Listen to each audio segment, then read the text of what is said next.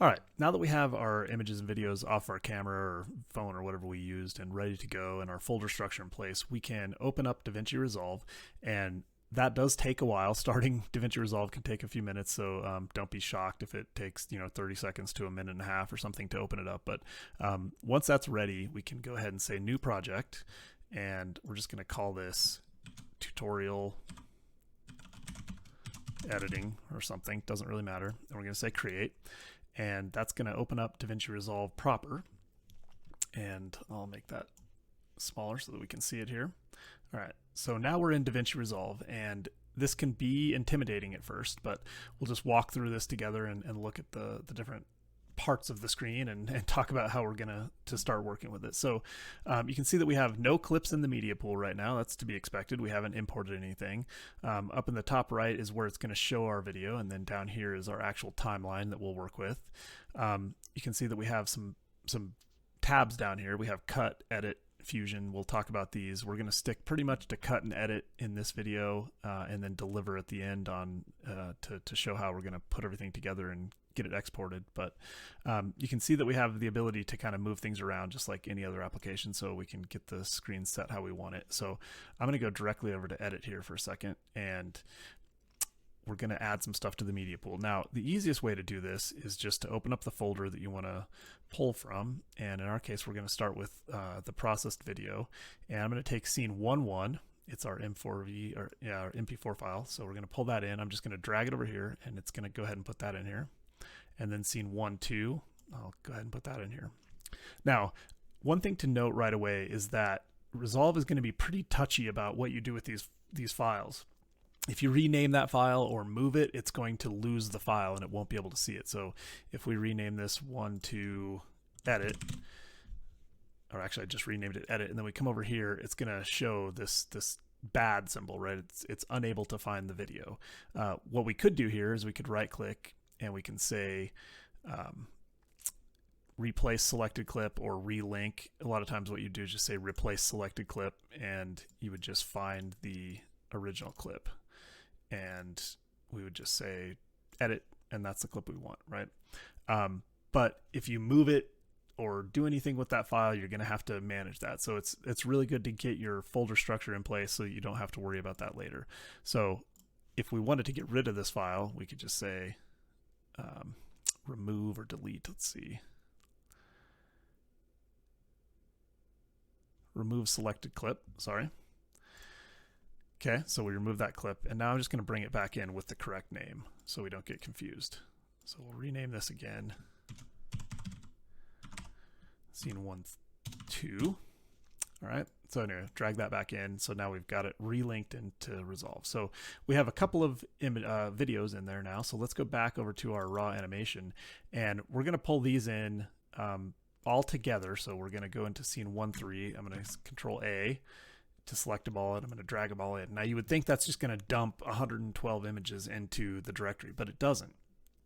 What that actually ends up doing is recognizing that these are sequenced image files because they have the naming is sequential, and so it's going to recognize that as a single clip, which is really nice for us. And I'm going to go ahead and pull scene 2 in as well, and it should do the same thing. Now, a lot of times what'll happen is you'll end up editing some of these images and you'll get a break in the image. Maybe you'll delete a couple images, or you'll add an image in that you edited and you didn't rename them. If you do that, you might select all of these files and drag them in and find that there's multiple clips. Maybe there's 2 clips because there was a break in the naming, and so you had 2 clips. That's okay. But when you start to get, weird naming because you were editing files, and it can be difficult. So try to keep the images and the naming in order, and if you do make changes, then you might want to use like a script or something to help rename the images, and there's other tutorials out there on how to do that. But anyway, now we have our 4 scenes ready to go in DaVinci Resolve.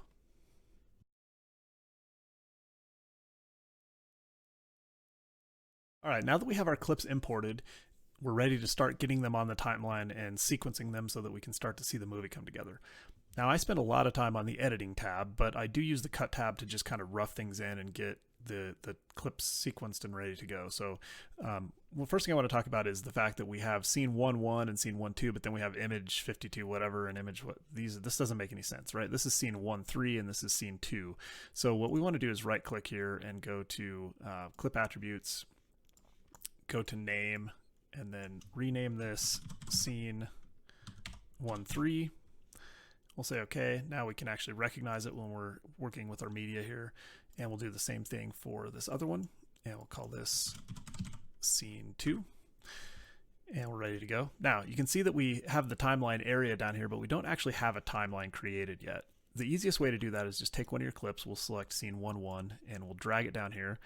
And you can see that it creates a timeline for us, and it puts that clip right in the middle. So this is actually the beginning of our movie. It's actually at 1 hour on the timeline, but it kind of puts it in the middle so that we have space to work before and after. We'll talk about that more later.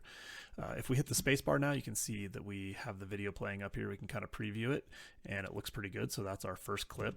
Now we can take the second clip. We can just grab it and drag it to the end, and it'll snap there because we have snapping turned on. If you wanted to overlap this, you could turn snapping off over here on the left, and then you could easily overlap it, but we actually want it to snap, so we'll turn snapping on.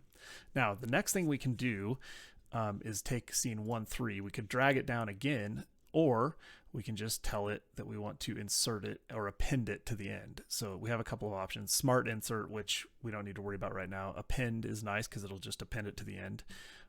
Ripple overwrite, other options, we don't really need to worry about that. But so we're going to append it, and you can see that it just put it right on the end, and then we can take scene 2 and we can append it. And now we've got the full movie sequenced, well, the beginnings of our full movie sequenced on the timeline. So if we hit spacebar, so let's go back to the beginning and hit spacebar. You can see that we're playing this clip, and then we can skip forward to the next one. It'll play this clip. So this is the second one, third one, and the fourth one.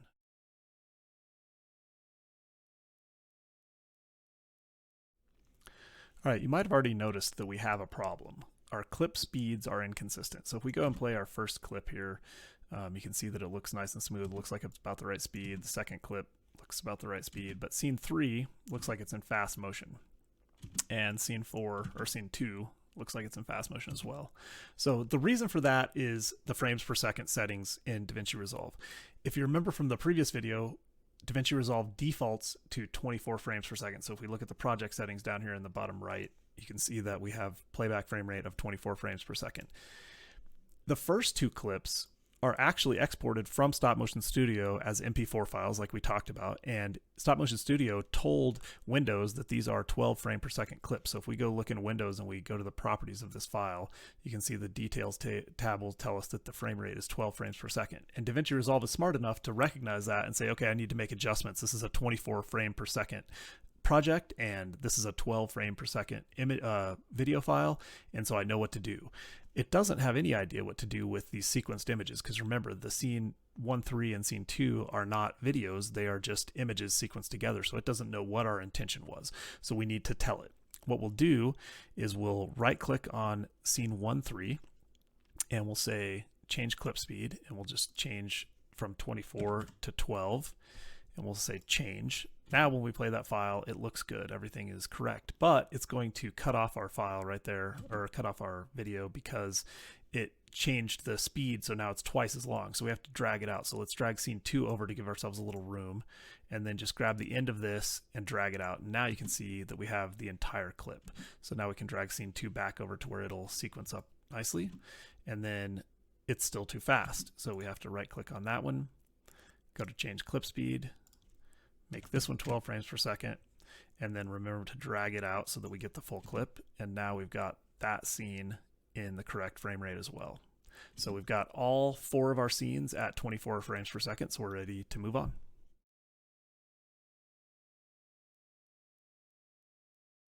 All right, I want to talk really quickly just about a couple of DaVinci Resolve housekeeping items.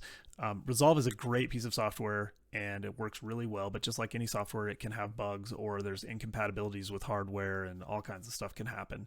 So one of the most important things I can tell you is to save often. You can see up here in the top next to the name of our project, you can see it says edited. And if we highlight it, it says save 2 minutes ago. That will actually turn red, I believe, the longer it's been since you saved. So it'll tell you like you need to save, or the more things you've done maybe. But if you do a lot of editing and you sequence your stuff, or you add animations or whatever, and then something happens and it crashes and you haven't saved, you will lose those changes. You won't lose your source images or any of that stuff, but you will lose the work you've done. So Control S is all you have to do, and it'll just save it, and you can see now that it's edited is gone and it's good to go. I would do that as often as you can remember. I would just get in the habit of Control S. In fact, in every software, piece of software that I use, I am constantly a habitual Control S-er. I just always am trying to save. So that's one thing. Another thing that will happen is that if you start to get a lot of clips and your movie gets a long and complicated timeline, you can start to see the performance degrade a little bit. There's a couple of things we can do to mitigate that. One thing we can do is go to playback up here, and we can go to proxy mode, and we can turn this to half or quarter resolution. So I'm going to leave it off for a second and just show you. If I drag the timeline around, you probably can't see, but there's just a little lag. It's not quite as smooth as it could be in a couple places. If we go to proxy mode, quarter resolution, what that actually does is it's going to show the playback at a quarter of the real resolution. But for us, we have such a small window right now anyway that it doesn't really matter. And if we go and look at our timeline, it's really responsive now. So I don't know if you guys can feel it, but for me, I can already tell that it's better. So that's one thing you can do. Another thing you can do is you can tell DaVinci Resolve that you want to use optimized media if available. So that's already on by default, but the optimized media hasn't been created yet. So what you have to do is you have to select a file, right click, and then say create optimized media, or generate optimized media. So if we do that, we'll take a second, and it in this case, it went really fast, so it didn't matter, but that makes this first set of media optimized.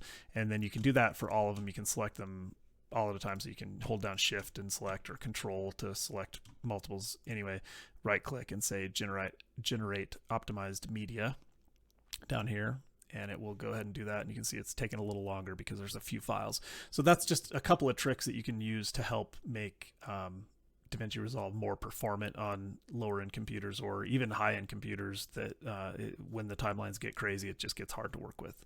So also just remember to save all the time. So again, we've done some editing, so we're going to Control S, and we're saved, and do that as often as you can remember to do it.